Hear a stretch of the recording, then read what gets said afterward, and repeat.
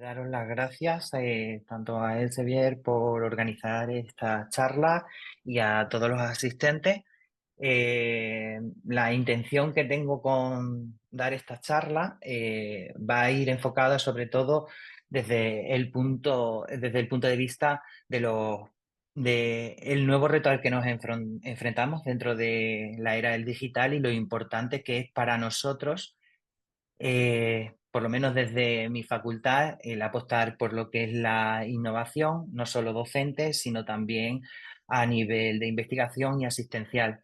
Entonces, con el objetivo de que me pongo el gorro, en este caso de profesor, vamos a intentar un poco llevar a través de estas etapas generacionales, entender el tipo de alumnado que tenemos actualmente y qué tipo de herramientas se pueden utilizar, en el que hablaremos y tocaremos un poco también el tema, que yo creo que en toda ponencia ahora a la cual vamos está el enfoque de la inteligencia artificial y cómo la podemos llevar de nuestro lado para poder conseguir hacer un cambio de paradigma dentro de lo que es el aprendizaje. Sin más, voy a compartiros la presentación que he preparado para que vayamos viendo un poco eh, todo lo que conlleva este cambio dentro del ámbito de la educación, ¿vale?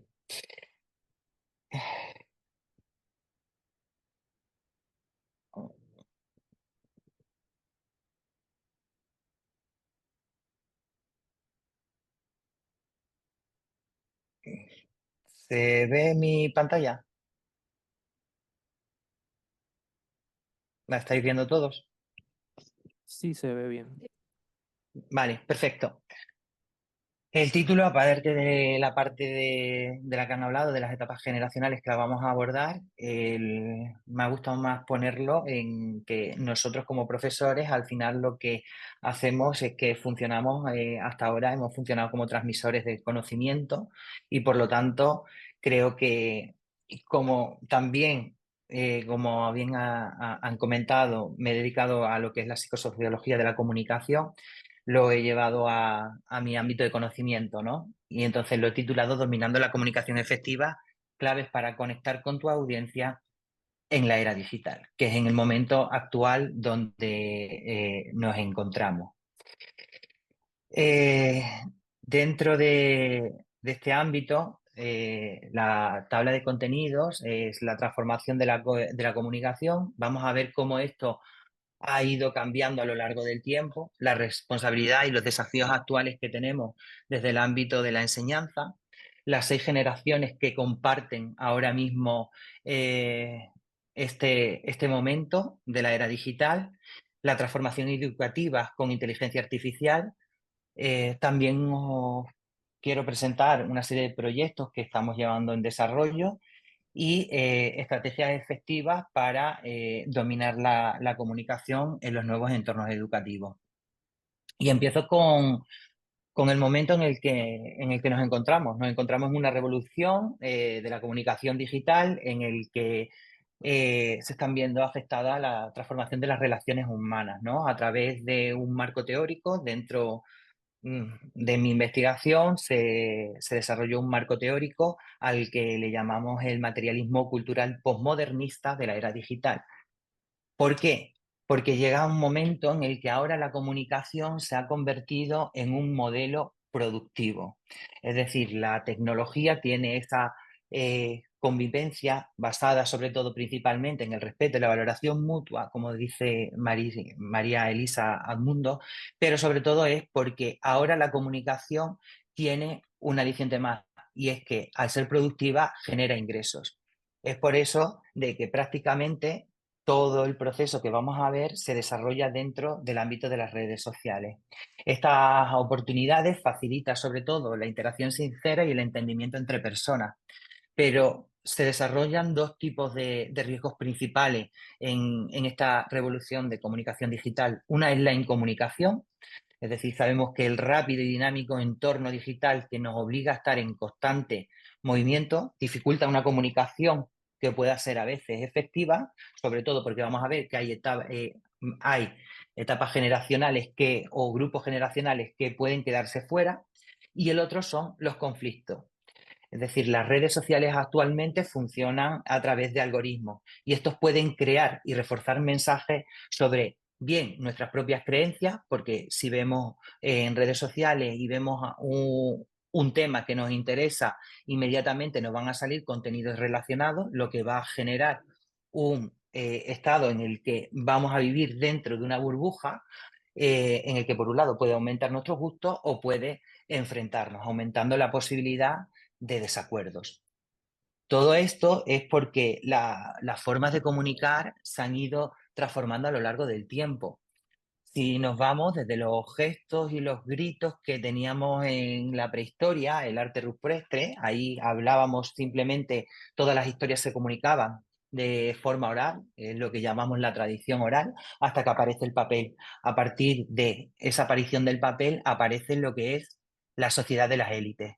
Como vemos, eh, cada aparición de cada elemento, ya sea tecnológico, de comunicación, va generando después un tipo de sociedad.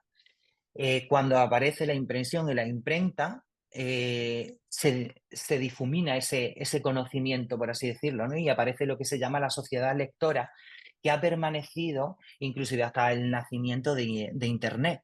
Pero a partir de que nosotros tenemos una herramienta como son los peces personales, aparece lo que se llama la sociedad de la información, que ha estado permanente durante, como vemos, estas etapas se van acortando en el tiempo hasta la llegada del uso de las redes sociales. Con las redes sociales aparece otro tipo de sociedad, que es la sociedad del conocimiento en la que estamos actualmente y en el que está viendo una progresión expansiva a través del uso de la inteligencia artificial o la creación, por ejemplo, como pongo ahí, de ChatGPT, ¿no? A partir del año 2020. Y nosotros tenemos que ser garantes como profesores de esa responsabilidad en esta sociedad de la información, el que tenemos que la comunicación al final viene del latín común, que implica compartir información, ideas, actitudes, sentimientos entre los individuos, manteniendo siempre una sintonía entre el emisor y el receptor. Lo primero que hacemos es, en el caso de esta sociedad de la información, el cómo manejar esa web, y eso lleva a lo que es el conocimiento. Después, lo que tenemos que tener muy claro y de lo que debemos ser garantes desde el ámbito no solo académico, sino también científico, el de obtener fuentes que sean confiables. Aquí aparece un gran punto, que es el enseñar a entender, para después pasar a aprender, que es el conocimiento cuando ya tenemos esa información, para después aplicarlo y de esa forma tomar decisiones informadas. Después ya lo que hacemos es compartir esa información y ese conocimiento adquirido lo podemos hacer de manera informal o de manera formal. De manera informal actualmente se mueve a través de redes sociales o a través de comunidades prácticas. El conocimiento adquirido de manera formal lo tenemos a través de publicaciones, conferencias como las de hoy, ¿no? En la que aportamos a través del conocimiento y de forma más reglada. Y esta sociedad de la información versus la sociedad del conocimiento la tenemos que tener claro para saber de que información hay mucha, pero el objetivo es interiorizarla.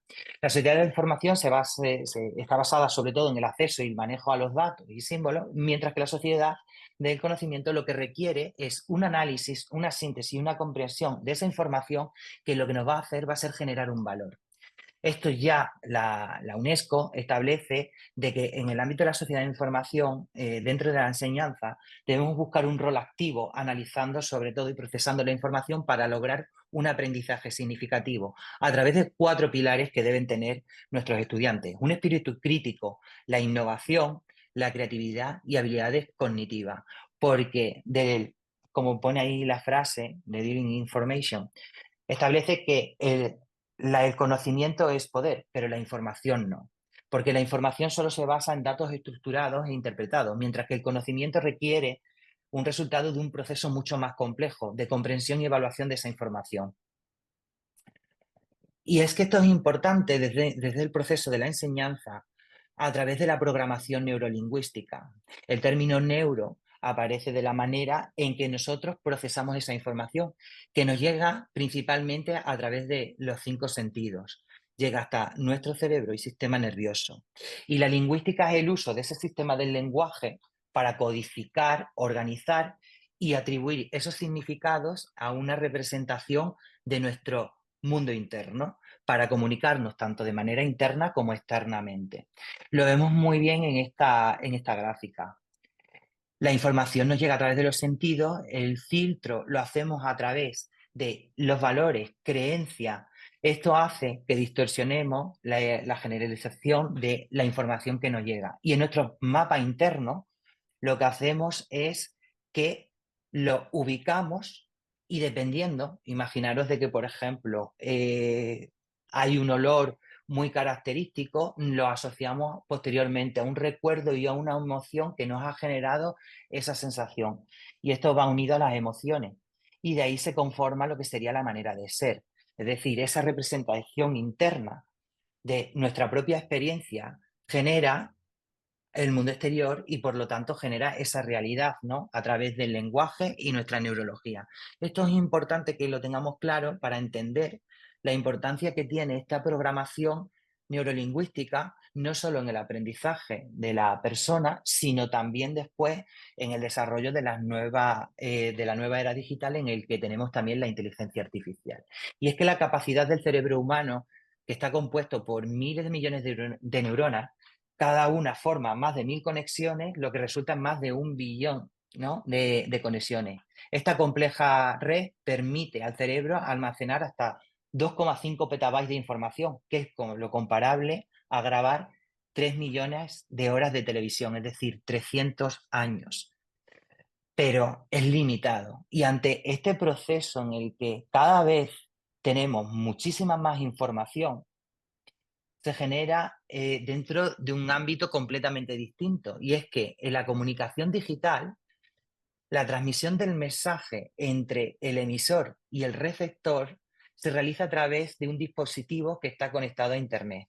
En este gráfico se ve claramente el cómo actualmente esa comunicación digital se genera, ¿no? Entre ese emisor y ese receptor, en el que aparecen ahora nuevos canales que son además interactivos e inmediatos. Ahí he puesto Facebook, Instagram, WhatsApp o TikTok, ¿vale? En el que además podemos tener un efecto de feedback en función del número de likes y encima también, pues a lo mejor si cogemos aplicaciones como puede ser un Uber, nosotros podemos poner o tipificar en función de una serie de estrellas.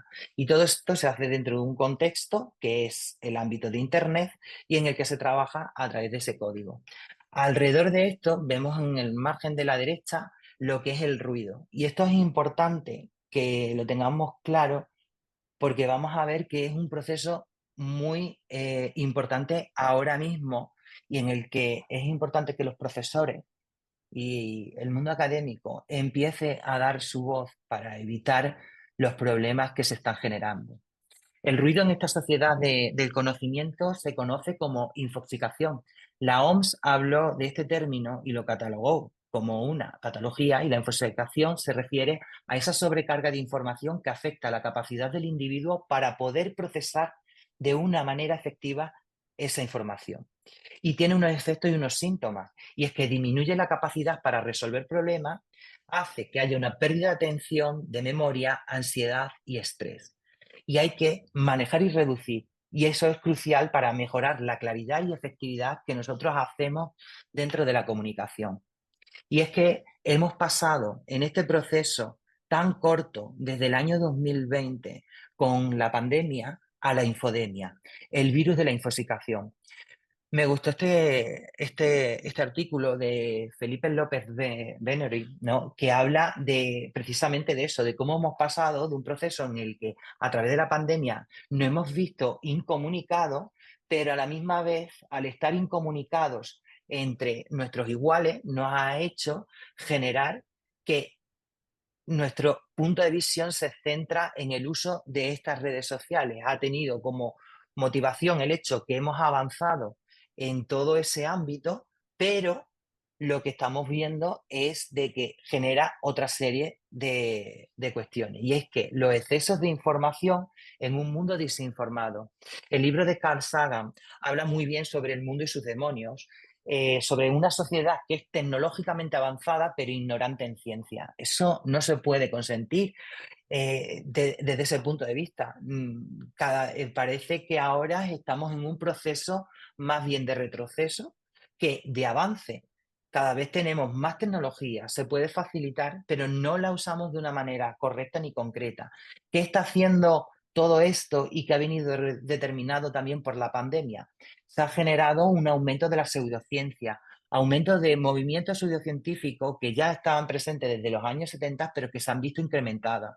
Se ha visto una desconfianza en los medios de comunicación actuales a los que les dábamos una cierta credibilidad.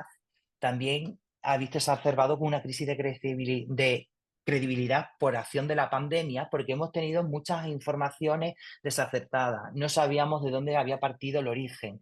Y encima, esa desinformación se ha visto ampliada a través de la propagación de teorías de conspiración y noticias falsas. Esto ha generado un impacto en la pandemia, incrementando las confianzas, sobre todo en el ámbito científico y de las medidas de salud. Algo que hasta ahora no. Nosotros en el ámbito científico, a un científico le teníamos un cierto respeto en relación a conforme hacía sus estudios, hacía su análisis. Ahora esto está viéndose difuminado por ese efecto que genera la infoxicación.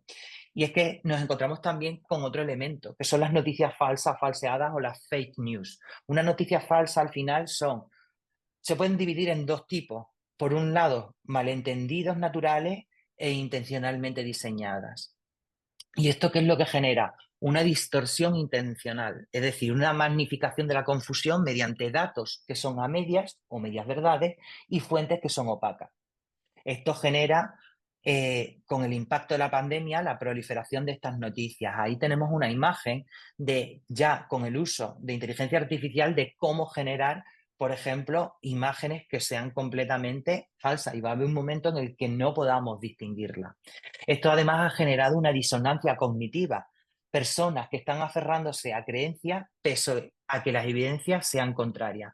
En consecuencia, genera agresiones contra el personal sanitario y saturación en la información de redes sociales. Hay una falta también de especialización y escasez también de periodistas especializados. Y es importante que nosotros demos la información sobre nuestro alumnado, de la importancia que tienen a la hora de lanzar mensajes en relación al tema de salud.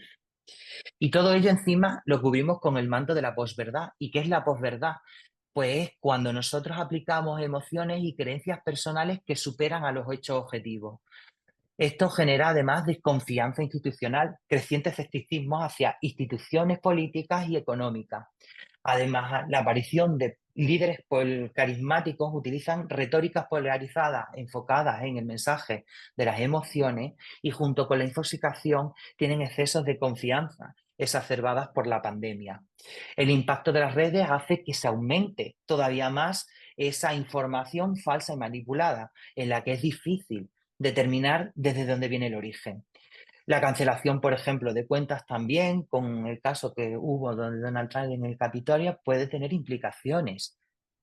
Y encima estamos en un contexto en el que actualmente convivimos 6 generaciones dentro de esta era digital. Es decir, tenemos un proceso en el que hemos vivido ya esa pandemia, pero también tenemos estas generaciones que ahora mismo conviven tanto en el espacio actual y que se han visto afectadas, cada una de ellas, también por la tecnología y los inventos que han ido determinados o eventos puntuales que le han generado una forma de ser. En primer lugar, tenemos la generación silenciosa, que ha vivido una Segunda Guerra Mundial, en la que los valores principales están basados en el deber, la obediencia a la autoridad, el conformismo, la necesidad de encajar. Los inventos que se descubrieron durante esa época, la penicilina, la energía nuclear o el radar. Después tenemos a los baby boomers, que están entre 1946 y 1964.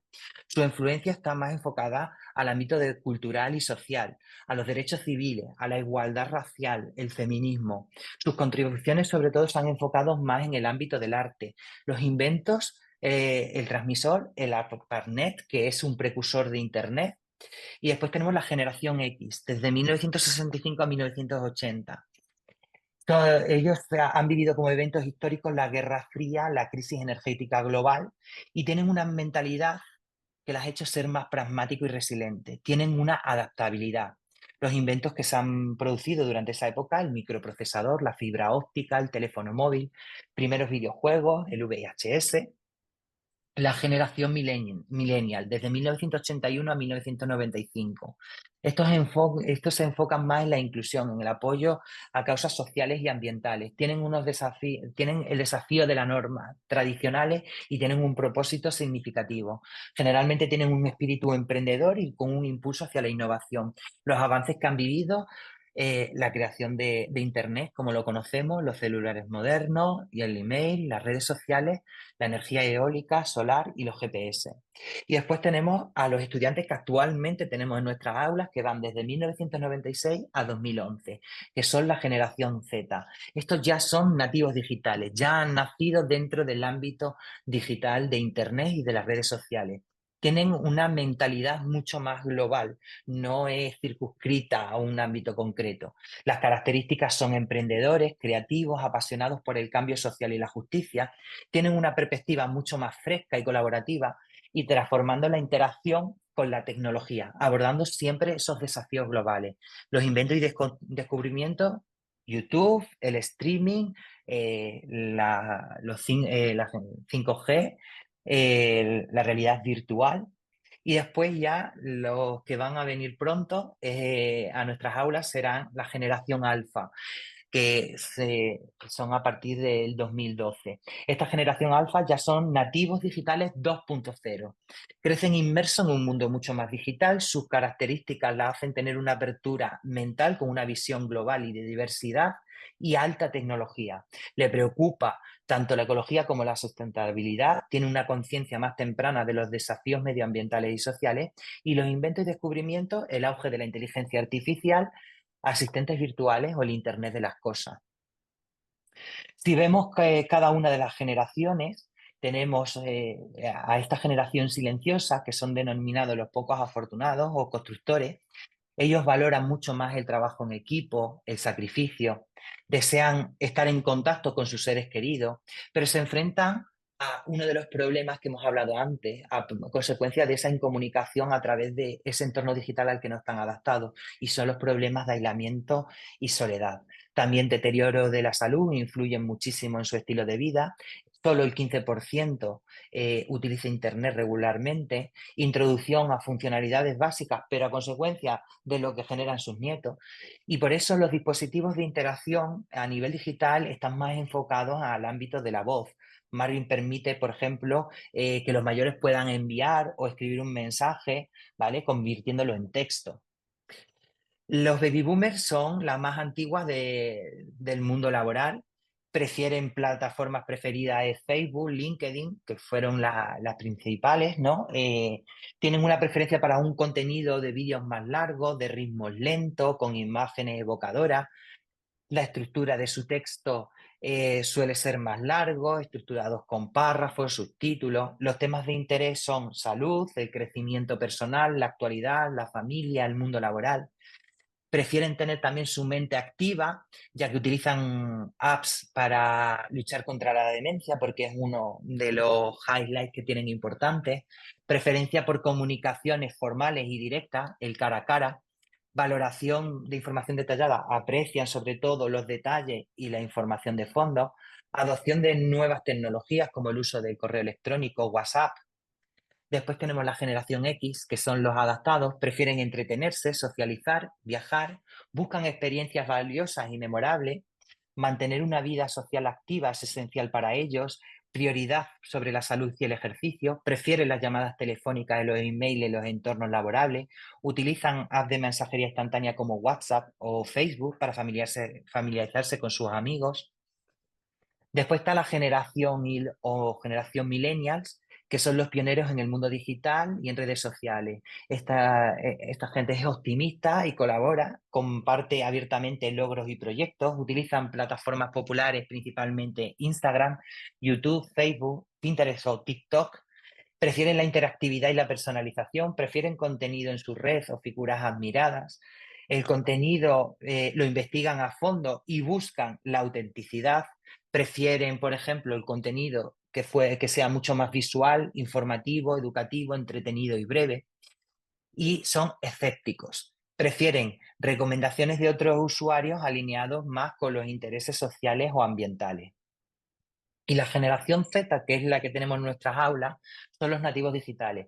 Tienen preferencias por redes sociales, el principal medio de y además su principal medio para comunicarse y entretenerse. Utilizan dispositivos móviles y vídeos cortos, como pueden ser los TikToks, historial de Instagram, los Shorts, los Reels. Son para ellos formatos clave. Las plataformas populares son TikTok, YouTube, Instagram o Snapchat.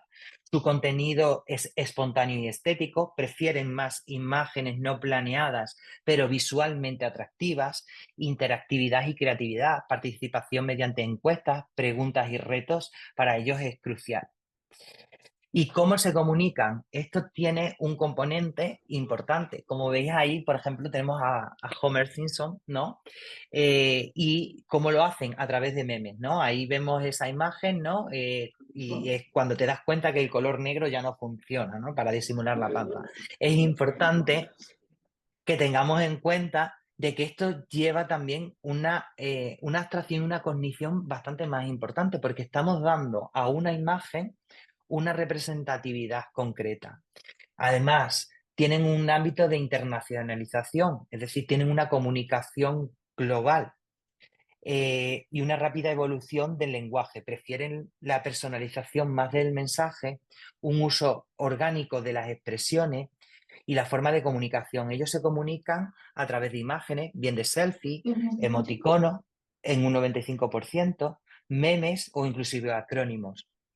Además, es el formato más adecuado el uso de vídeos cortos, que no duren más de 15 segundos, porque su capacidad de atención está reducida a 8 segundos. Por lo menos yo lo vivo en las aulas, cada vez más difícil el mantener la interacción con el estudiante y que mantenga la atención durante más tiempo. Son nómadas y una generación sobre todo respetuosa con la diversidad, la multiculturalidad y comprometidos, responsables y creativos. ¿Y qué estamos transmitiendo nosotros, por ejemplo, desde el aula? Pues desde el aula, este estudio que hicimos sobre el uso de infografías para poder enseñarles desde el ámbito de la enfermería, por ejemplo, cómo curar una úlcera de grado 4 tunelizada con nebulizada, se les puso diferentes casos clínicos y vemos cómo mejoraron la puntuación a través de un sistema de coevaluación en el que mejoraban en relación a ese ámbito, ¿no? Entonces, estamos buscando diferentes tipos de estrategias adaptadas a ellos, más que irnos a una clase directamente en el que el docente es el que está impartiendo directamente el temario o la asignatura que tenemos que dar, a hacer unos aprendizajes que realmente sean significativos, para que esto después pueda ser utilizado, por ejemplo, en redes sociales. Otro de los ejemplos que estamos trabajando dentro del aula es, por ejemplo, el uso del Reels, dándoles tips concretos como haz vídeos eh, cortos. Mm, ah, Hola, perdón. ¿se escucha? Ahí tenemos este vídeo que hicieron nuestras estudiantes. Doctor, ¿nos escucha? Hola, hola.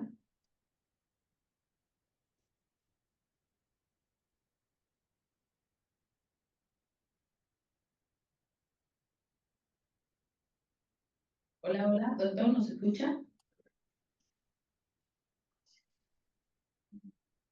No, no escucha. El paciente se ¿Nos da escucha ahí?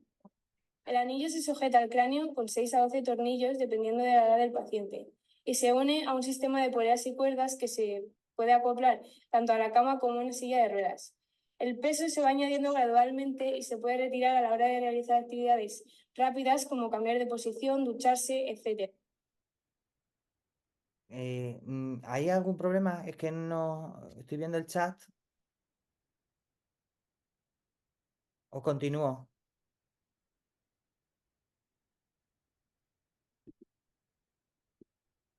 Ah. ¿Hola? ¿Me escucháis? ¿Escucha, doctor? Sí, ahora sí. Gracias. Continúo. ¿Me Lo estáis que- escuchando? Lo que pasa es que perdimos un poco La la señal. señal y nos quedamos en en las etapas generaciones, ¿no? generacionales, en la generación X. A ver, esperar. Justo en nuestra generación. En la generación X. ¿Es posible que pueda regresar a esta... No, un otra más, poco otra menos, más. un poco atrás? Atrás. ¿Atrás? ¿Otra? Ay, perdón. Ay, No sé. disculparme. Ahí nos Vale. quedamos. Ahí nos Ah, quedamos. Una disculpa, doctor. no, no pasa nada. Nada, lo que os comentaba, porque he ido avanzando para ajustar un poco al tiempo, disculparme. Vale, pues la generación X son considerados los adaptados, vuelvo otra vez, perdonadme, prefieren entretenerse, socializar, viajar, buscan experiencias más valiosas y memorables. Ellos prefieren mantener una vida social activa, es esencial para ellos mantener un estilo de vida saludable, dan prioridad a la salud y al ejercicio físico y sobre todo utilizan lo que son llamadas telefónicas y mail dentro del entorno laboral. Sin embargo, sí son aptos a utilizar la mensajería instantánea, WhatsApp o Facebook para familiares y amigos. Vale, ok. La generación millennial son los pioneros del mundo digital y redes sociales. Como he comentado antes, son optimistas y buscan la colaboración. Comparten abiertamente tanto los logros como proyectos que realizan. Utilizan como plataformas más populares Instagram, YouTube, Facebook, Pinterest o TikTok. Tienen mucha interactividad y personalización y prefieren contenidos de su red o figuras que sean para ellos admiradas. El contenido, sobre todo, es que investigan a fondo y buscan la autenticidad. Prefieren un contenido mucho más visual, informativo, educativo y entretenido. Y son un poco escépticos. Prefieren recomendaciones de otros usuarios que estén alineadas con sus intereses sociales y ambientales. Y aquí empezábamos con la generación Z, que es la generación que tenemos en nuestras aulas, que son los nativos digitales, que, como he dicho antes, prefieren las redes sociales y utilizan como principal medio la comunicación y el entretenimiento, ¿no? Para ambos. Utilizan dispositivos móviles y vídeos cortos como TikToks, historias en Instagram, Shorts o Reels. Las plataformas más populares son TikTok, YouTube, Instagram y Snapchat. Y el contenido suyo es espontáneo y estético, es decir, prefieren imágenes no planeadas, pero que sean visualmente atractivas. Y su interactividad y creatividad viene más reforzada por la participación mediante el uso de encuestas, preguntas o retos, ¿vale? Es muy típico los challenges, ¿no? Dentro de, por ejemplo, TikTok. ¿Cómo se comunican? No sé si lo habíais visto antes, pero tenemos aquí a Homer Simpson, ¿no? En esta imagen, ¿no? En el que dice, cuando te das cuenta que el color negro ya no funciona para disimular tu panza, ¿no? Al final esto es un meme, pero son unos dibujos que están a nivel global, es decir, hay una internacionalización y todo entendemos ese mensaje o ese humor, ¿no? Dentro de ese ámbito, o sea, que tiene una cognición mucho más abstracta el uso de este tipo de imágenes. Además, tienen una rápida evolución del lenguaje y prefieren la personalización del mensaje. Tienen un uso orgánico en expresiones, por ejemplo, dar gringue, que es generar vergüenza. Formas de comunicación, prefieren las imágenes, un 81% utilizan los selfies, los emoticonos el 95% y los memes y acrónimos representan casi el 87% dentro de sus ámbitos de comunicación. Son los formatos más adecuados para captar su atención son los vídeos cortos, de no más de 15 segundos, porque están acostumbrados a través del uso del scroll, por ejemplo, a ver de manera continua. Entonces, tienen una adicción dopaminérgica tremenda a no estar atentos y su capacidad de atención se reduce a 8 segundos. Esto es lo que yo estaba comentando de que vemos en la aula, por lo menos yo no puedo estar dando una clase de 50 minutos dando yo la charla, por así decirlo, porque se aburren. Entonces hay que buscar otro tipo de estrategia. Tenemos nómadas, son nómadas, la generación respetuosa con la diversidad multicultural, comprometidos, responsables y creativos. Y esto era lo que os estaba explicando de que lo que estamos haciendo nosotros desde el aula. Lanzamos e hicimos este paper sobre el uso de las infografías y es que aplicamos el cómo utilizar el uso de infografías mejoraba sobre todo no solo las competencias profesionales digitales de los futuros, sino que además era una diferencia en la evaluación bastante significativa, en la que a través de un proceso de evaluación normal, la media de los alumnos estuvo en un 3,83, mientras que sobre 10, ¿vale? Mientras que una vez que nosotros aplicamos este tipo de metodología, se mejoró la evaluación a un 7,5, ¿no? O sea que era bastante significativo el hecho de cómo buscar este tipo de recursos para, por ejemplo, hacer esto, una infografía sobre cómo curar una úlcera de grado 4 tunelizada y colonizada, en el que le dábamos una serie de directrices y cómo podían trabajar. Otro de los elementos que estuvimos trabajando con los alumnos desde el aula era el uso de Reels, en el que que hicieran vídeos que interesaran, que grabaran con buena calidad. Los primeros segundos son los más importantes para retener la información. Menos es más. Subtítulos, por favor, porque así es más adaptable a toda la población. Y el uso y usar todo lo que esté de moda en ese momento, sea auténtico, y referencias en Vancouver para tus fuentes bibliográficas. Ellos, por ejemplo, os traigo un ejemplo de cómo nuestras estudiantes convirtieron, este vídeo se hizo viral en TikTok. Y era porque yo doy la asignatura de productos sanitarios y entonces ellas tenían que coger un producto y cogieron un halo de gravedad, ¿no? Para niños, ¿no? Entonces fue muy, muy llamativo y aquí os lo dejo. Esto no es una tortura sádica, es un tratamiento poco común conocido como tracción de alogravedad. Es un producto sanitario invasivo de clase 2B de larga duración, ya que permanece normalmente de 3 a 8 semanas. Se utiliza para enderezar progresivamente la columna vertebral antes de una intervención quirúrgica en pacientes con escoliosis o con cifosis. Consiste en un anillo metálico llamado halo que se coloca al paciente sedado con anestesia general.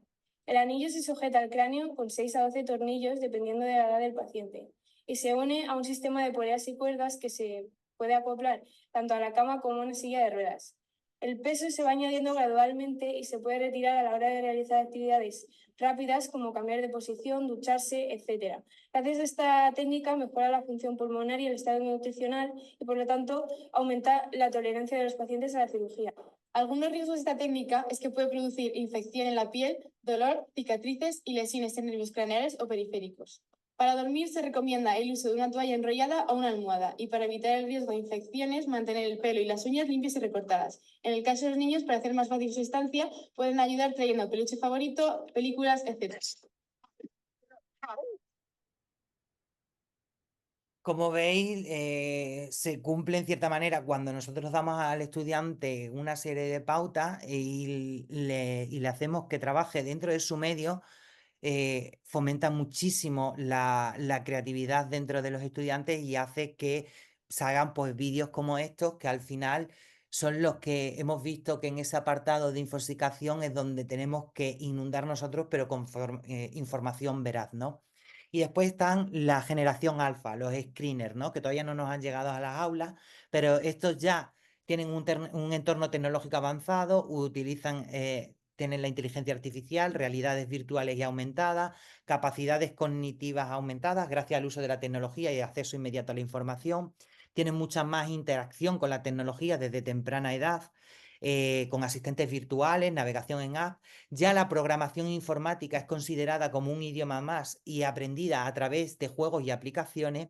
Tienen una comunicación visual y por voz a través de emoticonos, memes, vídeos preferidos sobre el texto y uso de la tecnología para conectar también con las familias. El ejemplo es la aplicación Caribou, que utiliza videollamadas para hacer una lectura conjunta. Esto de sentarse como antes para leer un cuento al final del día no es tan aplicado, sino que ellos han vivido con pantalla.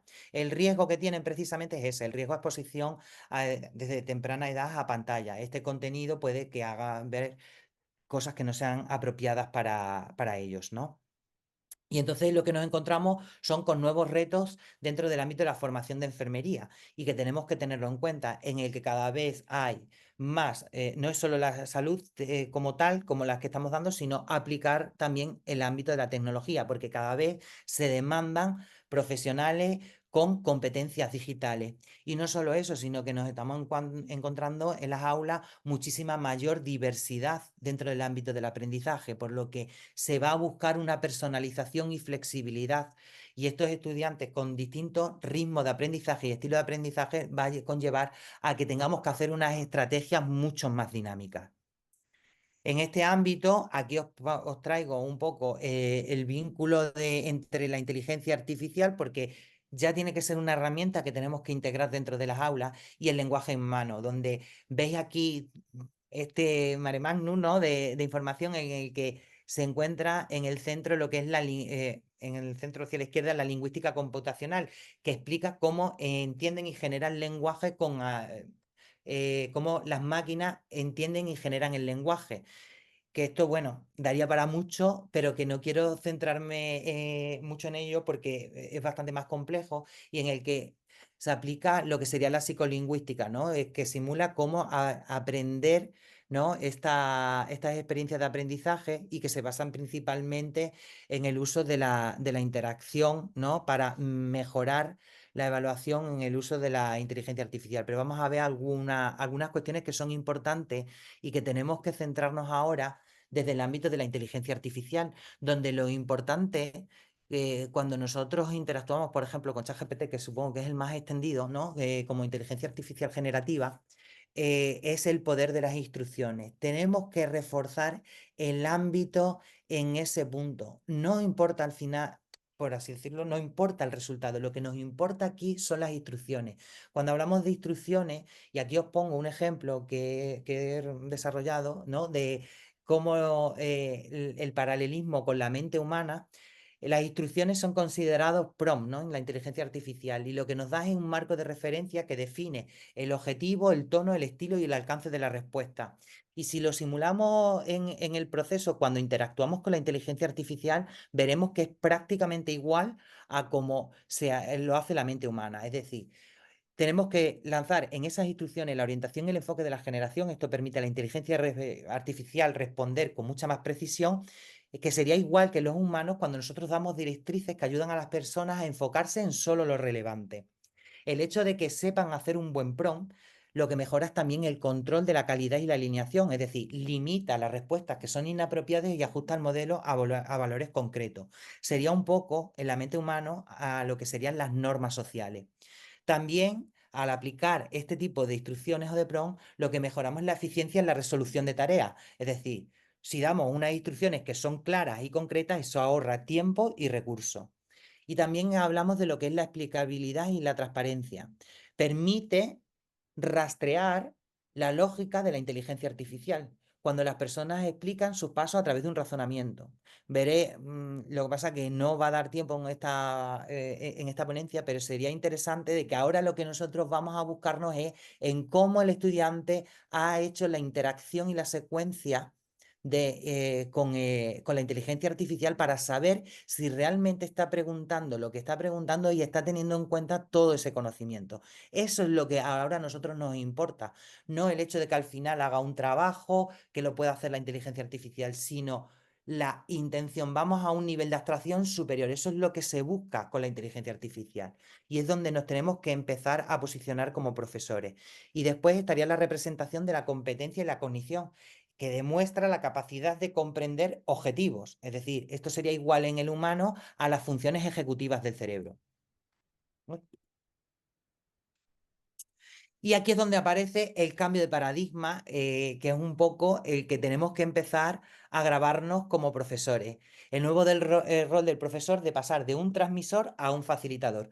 Es decir, con la cantidad de información que hay, con todo lo que tenemos actualmente, es imposible saber y abarcar todo. No todo lo podemos saber. Y cada vez se genera muchísima más información. El número de papers se ha incrementado últimamente muchísimo. El mantenerse al día es prácticamente imposible. Entonces nosotros, como profesores, tampoco podemos estar a la última de todo. Ojalá y pudiéramos. Yo a mí, fijaros que me gusta muchísimo, pero es muy difícil. Entonces tenemos que tener claro cuál es nuestra función y nuestro nuevo rol como profesor, y es pasar de ser un transmisor de contenidos en el que dábamos la lección a ser un facilitador de experiencias de aprendizaje. Es decir, la información la tienen. Aquí os pongo el ejemplo, por ejemplo, de Osmosis, de Elsevier, que utiliza una plataforma de apoyo que combina información verificada, recursos visuales y funcionalidades inteligentes. Entonces, lo que nosotros estamos aplicando actualmente en nuestra facultad es el uso de la inteligencia artificial y aprendizaje basado en proyectos. Es decir, tenemos claro que tenemos que centralizarnos en este punto. ¿Por qué? Porque potencia la participación activa y la resolución de problemas que sean reales. Diseñar proyectos que estén alineados con los objetivos que tengamos claros para guiar el uso crítico y ético de la inteligencia artificial, que sabéis que es uno de los problemas con los que nos enfrentamos actualmente. Y nos permite además evaluar tanto el proceso y el resultado de una forma colaborativa, fomentando la metacognición. Sabéis que la metacognición es pensar en nuestros propios pensamientos, es decir, hacer ese proceso de reflexionar, ¿vale?, sobre cómo podemos actuar. Yo aquí había puesto un ejemplo, no sé si voy a poder hacerlo o no, pero utilizando la plataforma Osmosis, por ejemplo, con el uso de ChatGPT, y me gustaría, porque creo que después ya lo otro podría contemplar. ¿Estáis viendo mi pantalla actualmente? Porque voy a pasar. ¿Hola? Sí, sí la vemos. Vale, estáis viendo ahora que me he ido a otra página, ¿no? Sí. Estoy viendo internet, vale, perfecto. Aquí tenemos la plataforma de Osmosis, ¿vale? En el que yo he cogido el tema porque de enfermedad renal crónica, que estaba haciendo un trabajo y me pareció interesante.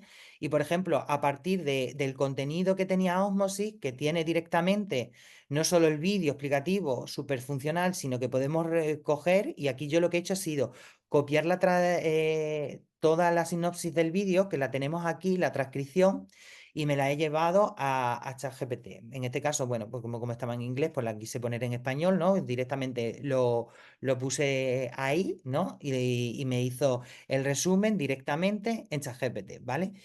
Y aquí le dije, y por eso digo que es importante, porque podemos personalizar el aprendizaje a nuestros estudiantes. Y aquí le di como interacción: ¿puedes explicarme este concepto para una persona que tenga TDAH? Porque estamos viendo de que, por ejemplo, nosotros dentro de las aulas estamos viendo que cada vez tenemos más usuarios con este tipo de problemas, ¿no? Y tenemos que adaptarlo. Entonces, básicamente, para ese tipo de herramientas podemos adaptar quizás el contenido a través de una plataforma que ya nos da directamente esa información, el adaptar ese contenido para una persona que tenga esas dificultades a lo mejor de aprendizaje y poder conseguir una mejora. También ahora, por ejemplo, le pedí, ahora con esta información, quiero realizar una infografía para pacientes mayores de 50 años, en el que el objetivo es informarles sobre la enfermedad y los tips que son importantes para la autogestión de la salud. Directamente, pues me generó todos los contenidos que deberían ser importantes y que tenía que conocer una persona con ese rango de edad, porque le damos un contexto, una situación y un punto. A partir de ahí, pues generé después en Canva,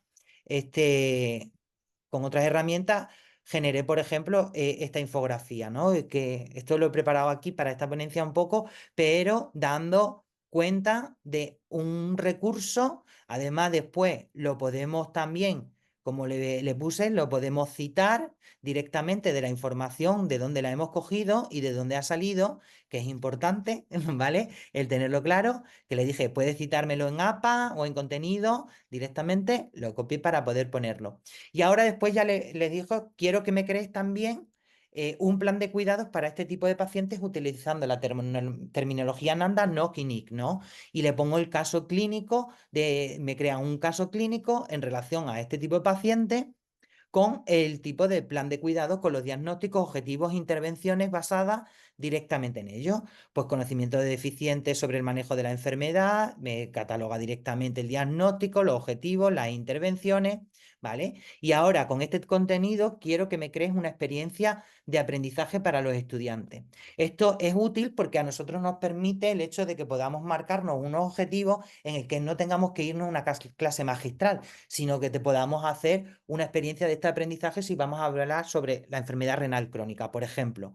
Entonces, y cómo aplicarlo a un plan de cuidado. Entonces, nos establece directamente la duración de 2 horas. El objetivo es aplicar la terminología Nanda-Nock-Nick en la enfermedad renal crónica y nos lo estructura en diferentes bloques. Por ejemplo, una instrucción de la comprensión de unos 20 minutos en el que se va a hacer una breve exposición del tema y nos va detallando, inclusive las herramientas sugeridas, ¿no? Qué tipo de diapositivas tenía que tener, hacer un vídeo corto para plantear la situación, después ver el caso clínico y análisis, podemos hacer una discusión grupal para que veamos cuáles son los síntomas, qué factores han contribuido y de esta manera lo que hacemos es que buscamos una interactividad mucho más directa con el estudiante. De esa manera no lo focalizamos sino que mantenga la atención y a que él pueda reconocer qué procesos de aprendizaje está realizando y darle realmente las instrucciones que nosotros tenemos que darle como facilitador hoy.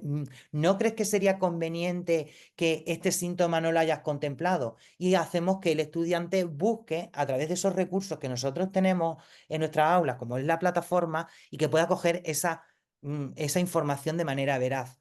Y creo que esto representa un cambio. Ya os digo que esto fue un poco a modo de ejemplo que he pensado porque me parecía que puede ser interesante y que nos limita. Y esto al final no te lleva tampoco tanto tiempo el poder hacerlo. Bueno, continúa un poco con aquí donde me he quedado, pero era un poco para que vierais lo que presentamos, lo que estamos haciendo. Y es que es importante, y vuelvo otra vez con el tema de la ética, nosotros desde Europa se está creando la normativa en relación al riesgo de la inteligencia artificial y es muy importante. La educación y la salud está catalogado como el nivel más alto donde se tiene que explicar todo. Este vídeo cuenta un poco sobre...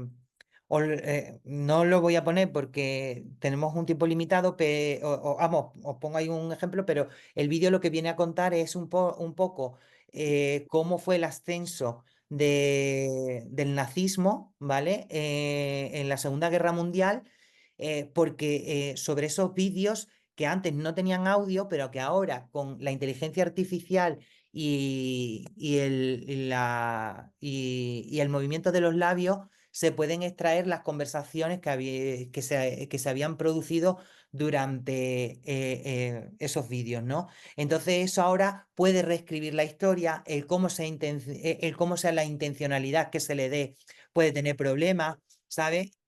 Es un poco la importancia que puede tener todo esto desde... Es un documental que la verdad que está bastante bien porque estos vídeos no tenían antes audio, ¿vale? Y ahora la podemos... Gracias a los avances en inteligencia artificial y al trabajo de expertos en la lectura de labios, estas imágenes... Ya ahora podemos hacerlo. Entonces eso puede reescribir. Por lo tanto, la inteligencia artificial puede ser una herramienta fabulosa y maravillosa, pero tenemos que transmitir la importancia que tiene el hecho de saber utilizarla bien.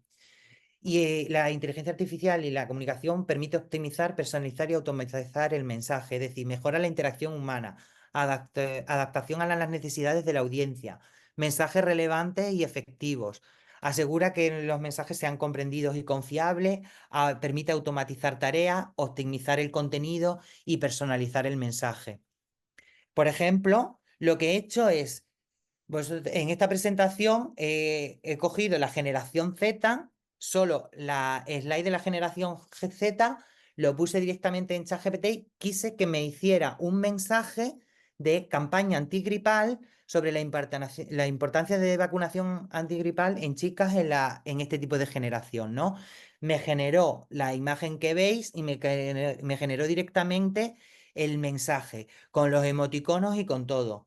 en su jerga, ¿no? Hola chicas, la gripe no es un juego, cuidar de tu salud y la de los que te rodean es más importante que nunca. La vacuna es una herramienta clave para mantenerte saludable durante la temporada de gripe. Hablemos en tu idioma. TikToks, veamos cómo otras chicas como tú se preparan para su vacuna. Súbete al tren y muestra tu experiencia.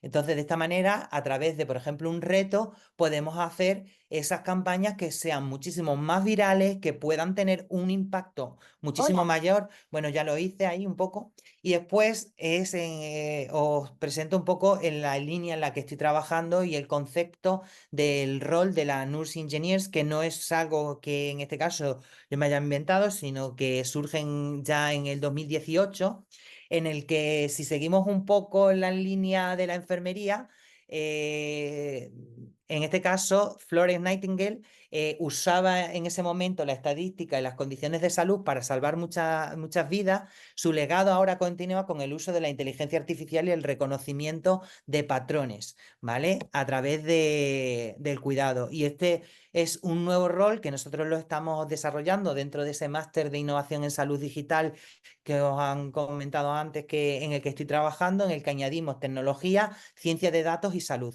y que se considera una especialidad. ¿Por qué? Porque las competencias en salud son prioritarias. Nosotros tenemos un marco aquí en Europa enfocado a las competencias digitales, porque un programa bajo en salud digital va a generar servicios de salud digital deficientes. Dentro de este máster estamos trabajando dentro de esas competencias, sobre todo en esto, en salud digital, en la gestión de esa información científica y de salud, la comunicación 2.0, la creación de contenido digital, la creación de equipos colaborativos a través de estrategias o el uso y gestión de los datos. Este máster, que llevamos ya con él 4 ediciones, pues también está dentro de ellos Bonnie Clipper, que fue vicepresidenta de la Asociación Americana de Enfermeras en el ámbito de innovación y que trabaja también con nosotros.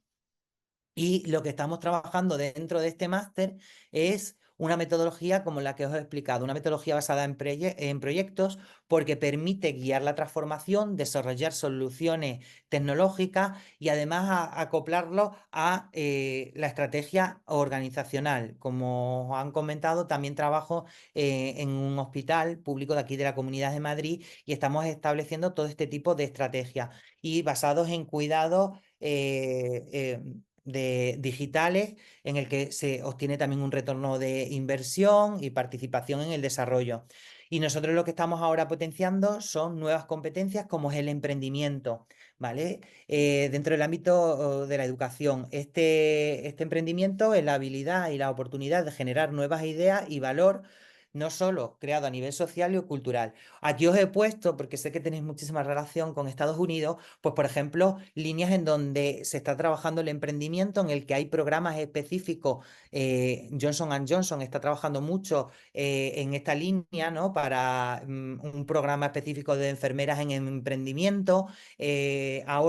Hoy se celebra el Nurse Hub for Health con Microsoft y Johnson & Johnson para enfermería, para crear soluciones digitales, o el programa de innovación, tienen inclusive becas para ello. Y es que, ¿por qué desarrollar el emprendimiento? Silicon Valley, sabéis que es la meca de la tecnología, del emprendimiento en Estados Unidos, y alberga una cantidad de empresas tecnológicas.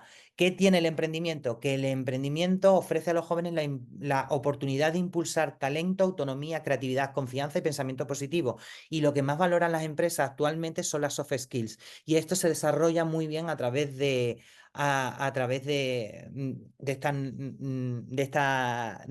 esta nueva competencia, ¿vale? Se trabaja la resiliencia, la capacidad de aprendizaje, la creatividad e innovación, la sensibilidad ambiental, inclusión social y el trabajo en equipo.